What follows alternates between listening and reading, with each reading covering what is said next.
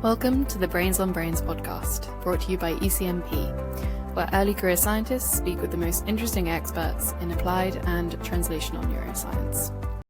Hi everyone, my name is Michele De Prisco. I'm a psychiatrist and researcher at the Bipolar and Depressive Disorders Unit of the Hospital Clinic in Barcelona, and today I will be hosting the ECNP podcast, a wonderful initiative from the ECNP designed to inspire, inform, and share personal experience in neuroscience research. I'm very honored to have with me today Dr. Alberto Giubilini from Oxford, United Kingdom. Dr. Giubilini is a philosopher and senior research fellow at the UERO Oxford Institute, where he focuses on public health, ethics, and medical ethics. He also leads the Oxford team on the EU-funded CAVA project, which explores the ethical implications of AI awareness. Dr. Giubilini has written extensively on this topic. In addition to the many research articles, he's co-author of a book, Rethinking Consciousness Objection in Healthcare, which came out a few months ago. He also authored The Ethics of Vaccination and wrote La morale al tempo della bioetica, published in Italian in 2011. Alberto, it's a real pleasure to have you with us. Thank you so much for being here. Thank you for having me.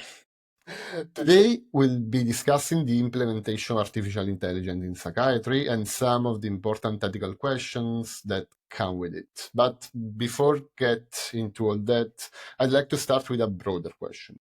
When and where did your interest in philosophy first begin, and how that initial interest in philosophy evolved into a focus on applied ethics in the context of healthcare? Well, it's hard to tell when it started because I had the fortune of studying philosophy in high school when I was very young, which is not uncommon in Italy. And I realized I really liked the discipline, but I realized I was really discovering something that I had always been passionate about, and I didn't know there was a discipline or an academic discipline with that name, but that was more like a discovery of something that was already there when I was in high school. And as for the interest in applied ethics, practical ethics, so this is something that came up later. So I worked mostly on more like theoretical aspects of philosophy, theoretical concepts. I was very interested in the notion of autonomy, for example, which is what I wrote my PhD dissertation on. But that was a time in which in Italy there was a lot of discussion about end-of-life decisions. There were a few cases of that made the news back then about people who asked for assistance in dying in various forms. And so it was kind of natural for me to apply my reflection on autonomy, this concept, to actual cases of end of life. And that's how I got interested in medical ethics, healthcare ethics, because I was interested in how medicine and healthcare intersect fundamental aspects of human life, like health, obviously, but also death, suffering, and so on. Okay. Yeah, it's fascinating because when most people, I believe, think of philosopher, they often imagine someone working with more theoretical settings. And if I understood correctly, this is how you started. But your work is now embedded in real-world issues like ethics and emerging technologies. And I'm curious, is this kind of applied focus common in philosophy today? And what does it mean, in your experience, to be a researcher in philosophy, especially when compared with the image that we neuroscientists and medical scientists may have of a researcher, which is a person who does experiments, who does clinical trials, or things like that? So it's not uncommon, I would say, for philosophers to focus on practical, real-world problems. But I think philosophy at this moment is a bit split. So there are two ways of doing philosophy. Some philosophers are doing very abstract things, work on concepts, work on very theoretical aspect of philosophy. And other philosophers like me focus more on applied issues, real-world cases. And I think there is a problem that each type of philosopher think that they are the ones doing the real philosophy. And that's a bit of a problem within the discipline, because I think these two aspects of philosophy, which I see as very much complementary, they don't really interact with each other enough. And that's what I'm trying to do. So I think that the image of the philosopher as someone sitting down and reading a book about these exoteric things, I mean, there is something to it. And I don't think these things are very exoteric. I think these are very simple in a way, but also important ways of approaching real-world scenario because it's about understanding the notions and the concept we use, and that's very important. But it's important to the extent that we are able to apply this reflection to more practical problems. Okay, yeah, it's nice to hear that in every discipline we always have like two groups that fight each other without actually merging. Okay, so speaking about your career, what achievements are you most proud of in your work on ethical aspects in healthcare? I wouldn't speak of achievements, and I wouldn't maybe speak of pride. I know it's a difficult question. I think there are things I'm very happy about, things I'm less happy about. I'm very happy about some articles I wrote, less happy about other articles I wrote, for example.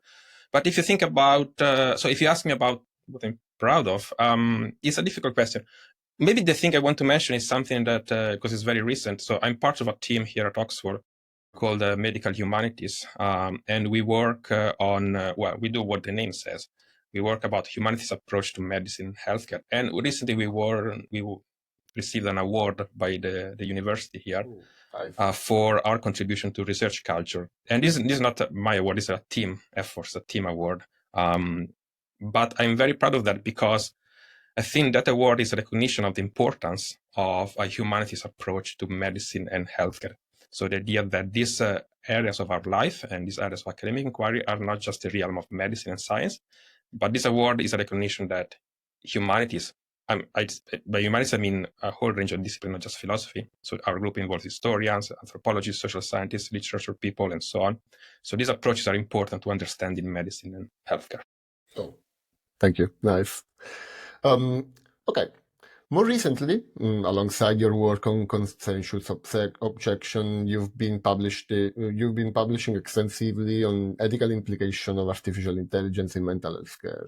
Why mental health specifically? What drew your attention to this area?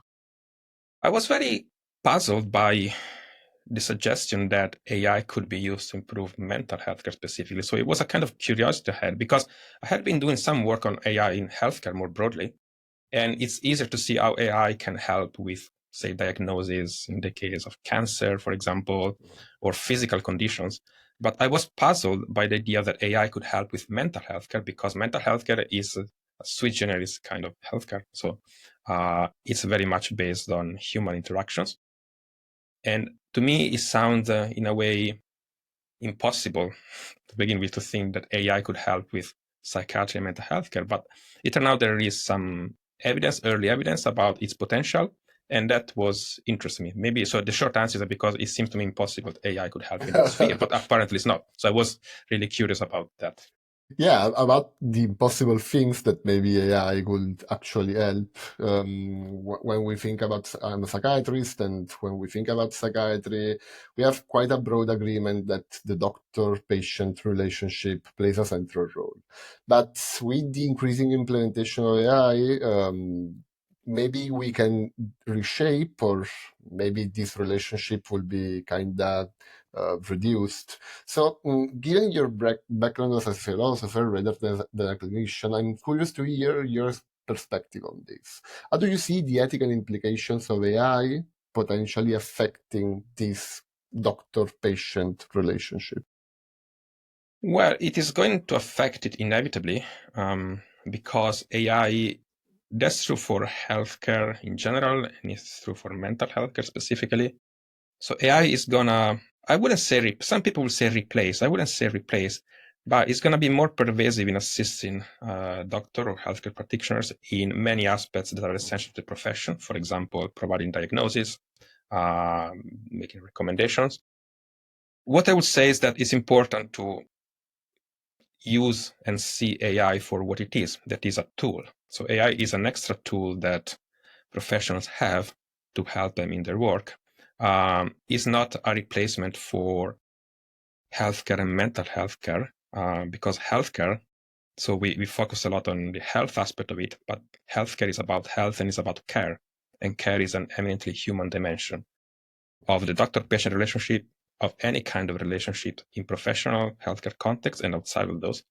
So I will be a bit careful in overstating the way in which AI can affect the doctor-patient relationship. It's going to be a very important tool.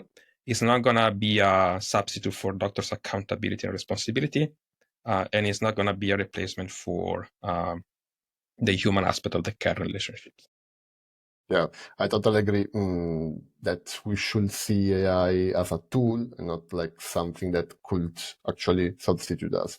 It's true that, for example, in your article, you write about things that may happen, like the skilling, obsolescence, and regarding this, I believe that one of the most exciting aspects of AI is the potential to develop lower cost solution to provide more fair treatment. But AI may have biases, and so this promise doesn't always translate into practice because many AI models may be trained on datasets that fail to represent minorities, underrepresented groups, and as a result, I believe that AI in this context may widen disparities rather than reduce them. What do you think about this contradiction?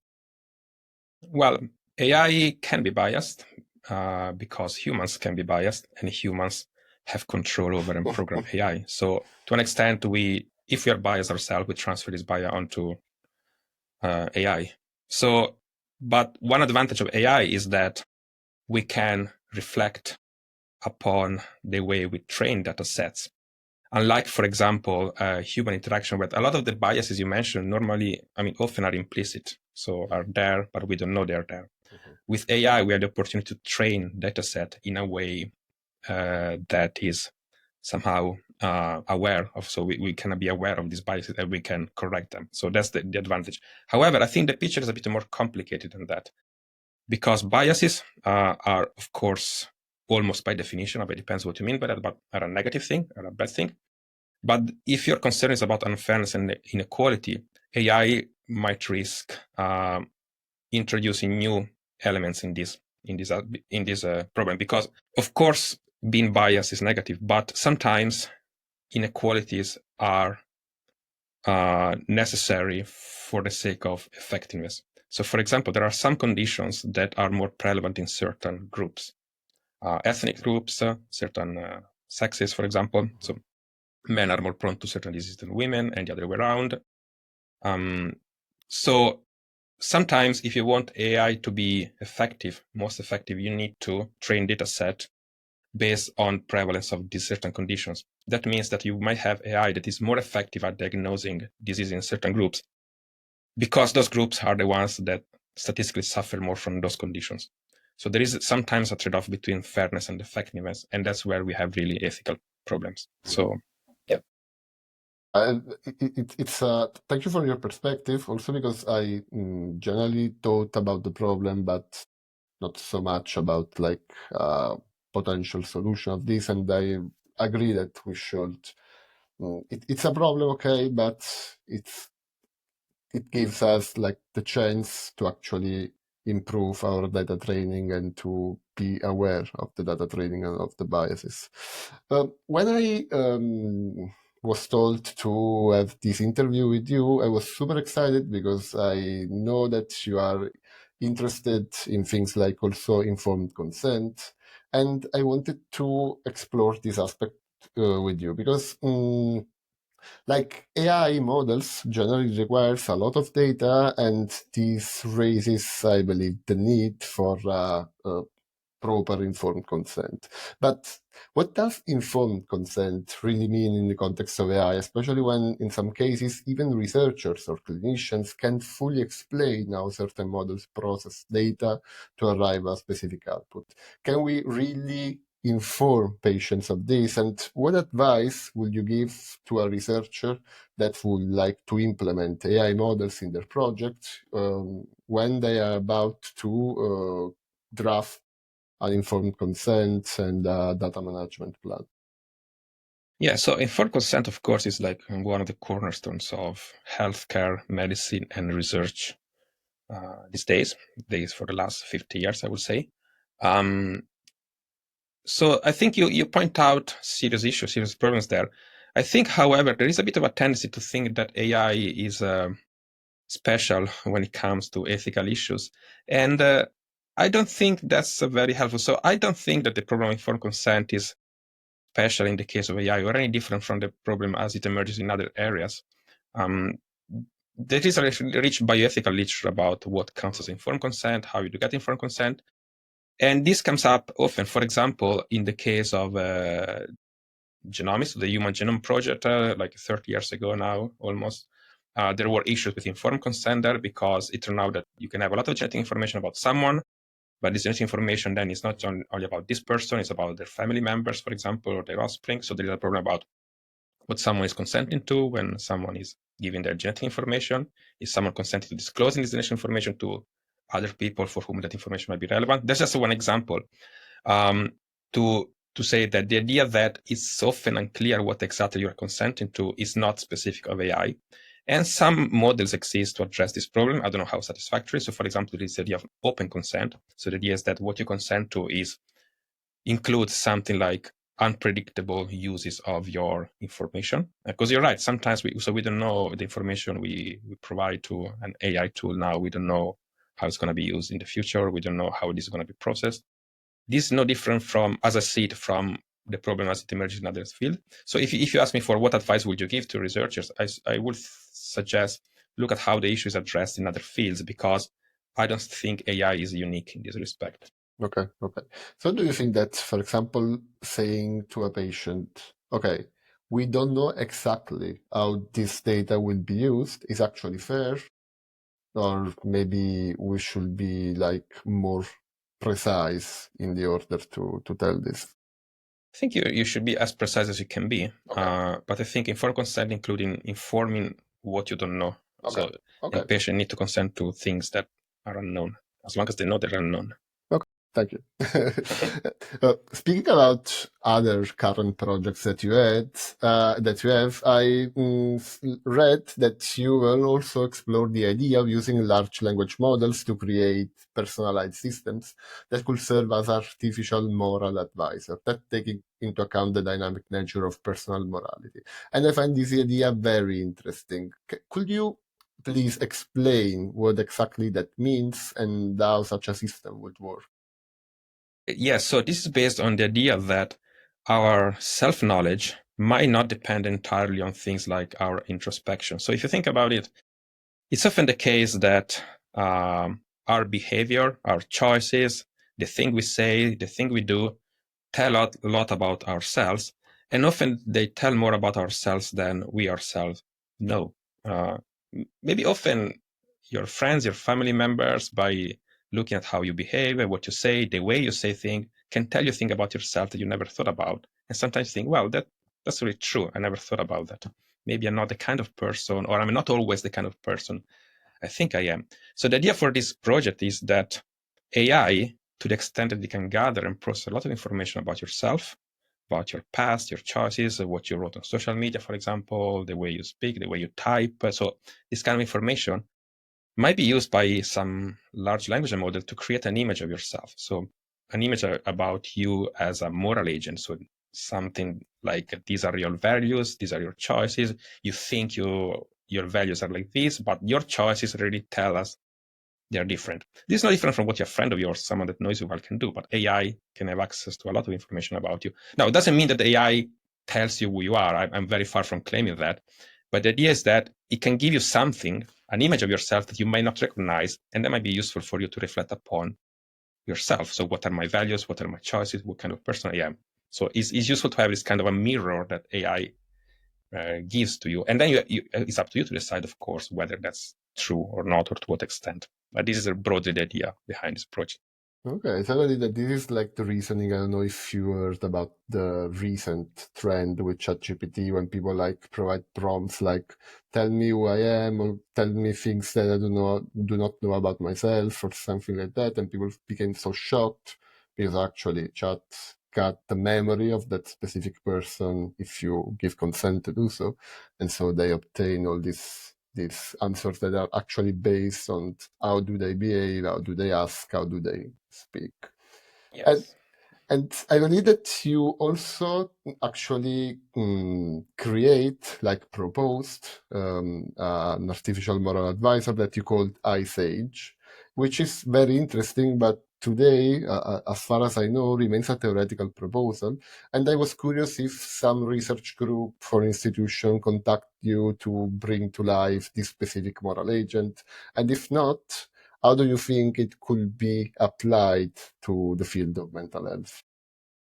No, so the answer is no. No one contacted me about that. Marshall, I don't know. I wouldn't even know. know if I was the right person. But anyway, so I think this is relevant for mental health care because, in a way, what I propose is not different from what's happening or what has been researched in the sphere of AI application to psychiatry and mental health care. The idea being that often your patterns of behavior or your way of saying things or the thing you say can be revealing of your mental health state, or at least can indicate something about your mental health that you might yourself not be aware. In fact, a lot of research around the use of AI in healthcare is precisely about that. Is the idea that speech patterns of behavior can, for example, reveal something about depression or anxiety in patients. And that's important because one problem with this kind of condition is that often people who suffer from depression, for example, often they're not aware of that. Indeed, that's part of the problem. People don't recognize it as seek treatment. But AI can be useful in that way because it can tell you, look, this pattern of behavior suggests that you might have depression or anything else that you want to use it for. So I think there is something there that is promising. And this is already showing some results. Again, I think we should be careful about that. And I think this should not replace the human component of the aspect of mental health care. But this is certainly a good start, I would say. Yeah, I agree. Okay. Well, we spoke about a lot of things, but I believe that a philosopher working on mental health aspects in also the context of AI, I believe it's can be quite challenging.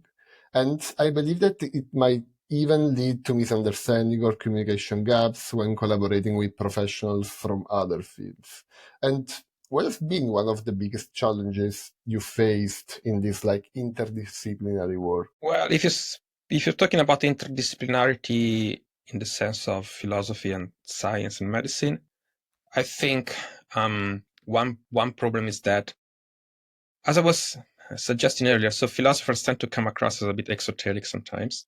And that's one problem because there is a bit of a problem with starting conversations because there is some preconception about how philosophers will interact with people and maybe some skepticism. And I should say, this is partly something that philosophers are responsible for. So I'm not saying, oh, scientists don't understand us. We have something. I think we are responsible for that because sometimes we make our discipline more exoteric and more mysterious than it really is. Philosophy is very simple.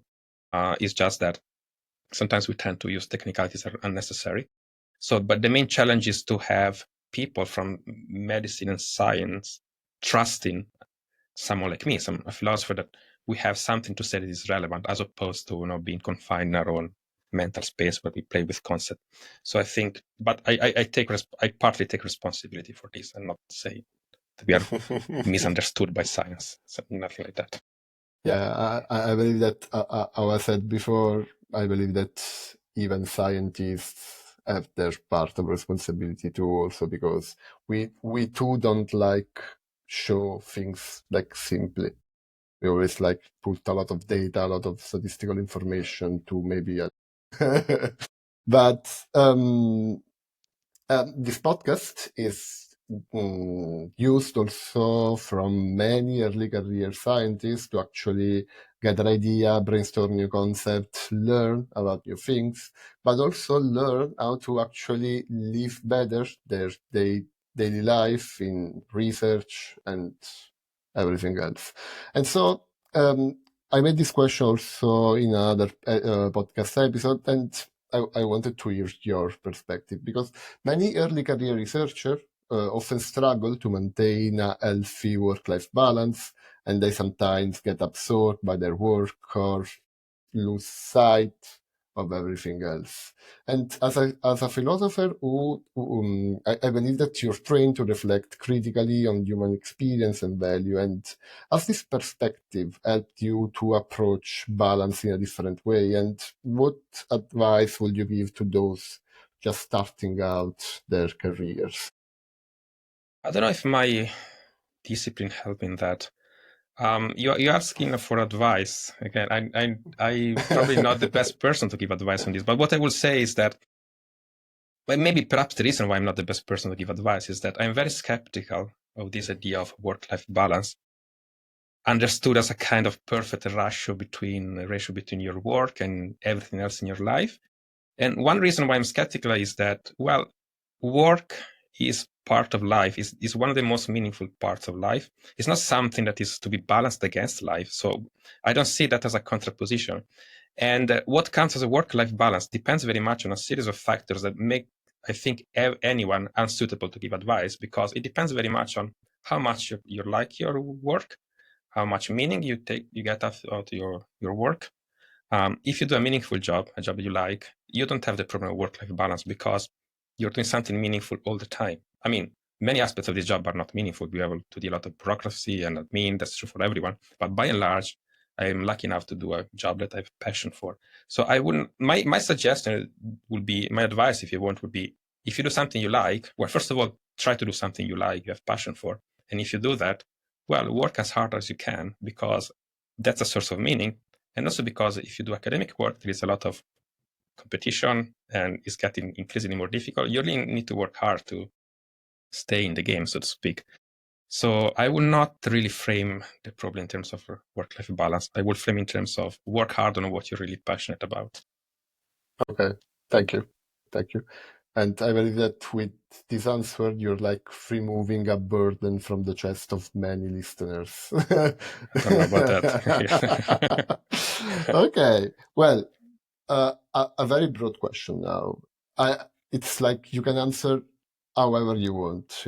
That's not like a good or bad. Well, that's never, I believe, a good or bad answer. But in this question in particular, I believe there is no something like that. But if you could choose one person, like a researcher, a musician, a writer, a philosopher, a painter, or anyone else, who you believe it significantly influenced your career, who would it be? That's an incredibly difficult question. Maybe, I mean, I know I sound like the stereotypical Italian person now, which I am, so I cannot deny that. I would say most obviously, and that's related to what I was saying before about work, most obviously my mother, who is not has never been an academic, doesn't have an academic background or anything. But this thing about working hard is something that I really got from her. So my mom is someone that always put work at the center of life and always found meaning in her job, which was completely different, nothing to do with what I'm doing. So I would think that this idea of working hard towards something that I care a lot about come from that. So that will be my answer. But I'm very Italian in this. I'm very sorry about that. Well, not be sorry, please. I completely understand you. My Italian art did it just the same way that you did. Okay. I'd like to link different ECNP's episodes one to other to give like a continuity. And okay, today we explore some of the challenges involved in applying AI to mental health, but this is just one of the many technological shifts that humanity is facing. And in the last episode of the ECNP podcast, I had the pleasure of hosting Professor Kamila Miskowiak from Denmark, and she discussed the use of virtual reality in psychiatry. And I'd love to hear your thoughts on this. What do you think about the idea of creating an artificial environment where people can interact as if they were physically in the same room? Well, this Riverside podcast, I believe it's most late to say. But in a way, it doesn't sound so strange. After all, we already connected through meetings, phone calls, messages, but VR, I believe, takes a step further, promising a multi-sensory experience that could be unprecedented in human history. So what do you think about this? Well, I have a very pragmatic and perhaps simple approach to this. So if VR works in improving mental health or anything that you want to improve in patients or in human relationship, that's great. If VR can help feeling close to someone who is physically far away, or if VR can help, for example, have a psychotherapy sessions in an environment where you can expose people to, for example, things they're scared about, but it's all fake, it's not real. So if it works, that's great. One thing that I think is worth bearing in mind is that we are human beings, which means physicality, physical interactions, physical presence are not an accessory. So they are an intrinsic part of human interaction. So if VR works for certain purposes, that's great. VR is not real human interactions. And I think we are losing something important if we think that it can replace human interactions. Even this kind of meetings we're having online, they're great because we are living in different countries. But I think this dialogue we're having, which is very nice, I'm enjoying this conversation, would be so much nicer if we were sitting in the same room having a conversation. And I think this is something we need to always keep in mind because we're forgetting that sometimes. Thank you. I agree. Okay. During a previous episode of the ECNP podcast, Professor David Nutt made a statement that caught my attention. And he said, "The greatest thing in the world is to discover something new." I already made this question to a clinical researcher, and now I'm curious about your perspective. How do you agree with this statement? What does the concept of discovery mean to you in the context of modern science? It's interesting that he used the concept of discovery and not inventing. So discovering suggests that you uncover something that is already there. And I think that's important because that's a lot of what philosophy is about. So uncovering something, discovering in this sense is about understanding better something is already in front of you. And I agree because humans, I do philosophy because I think understanding better things is a big part of what it means to be human, what separates us from animals. I'm very sympathetic with this idea that understanding is probably one of the most important things in human life. But that's not just about science, it's about everything we do in our daily life. I very much like this concept of understanding. But I think it's important to say that everyone can discover things because it's part of what it means to be human. Other thing is inventing. So when you invent something, you create something that wasn't there before. I don't know. I think that's a different kind of thing. I think that's less interesting in a way because what you invent might be meaningful, might be useful, might not. But discovering the etymological sense of the term is, I think, is a very important thing. I love this perspective. Yeah, thank you.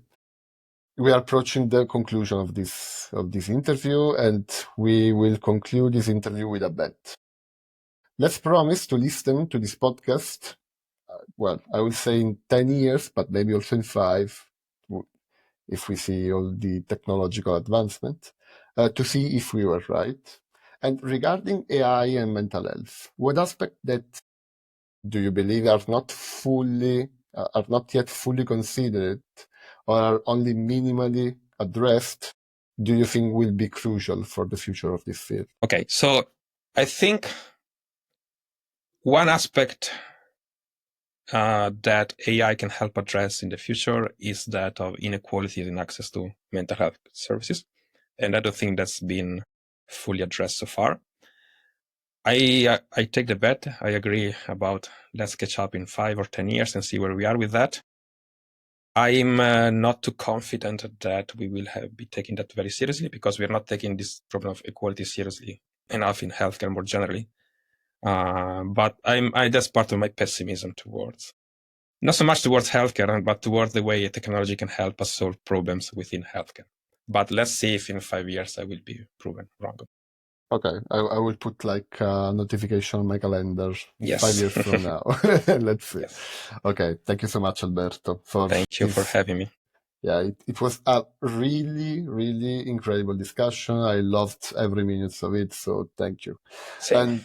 And I'm sure that also our listeners will find many ideas that will guide their research and clinical work. Many thanks to everyone, and be sure to catch future episode of ECNP podcast where we share experiences from leading experts in neuroscience research. See you next time. Bye. Thanks for listening to this podcast from ECNP. The views and opinions expressed in this podcast are those of the interviewee and do not necessarily reflect the official position of ECNP. The content of this podcast should not be used in any way as the basis for treatment decisions.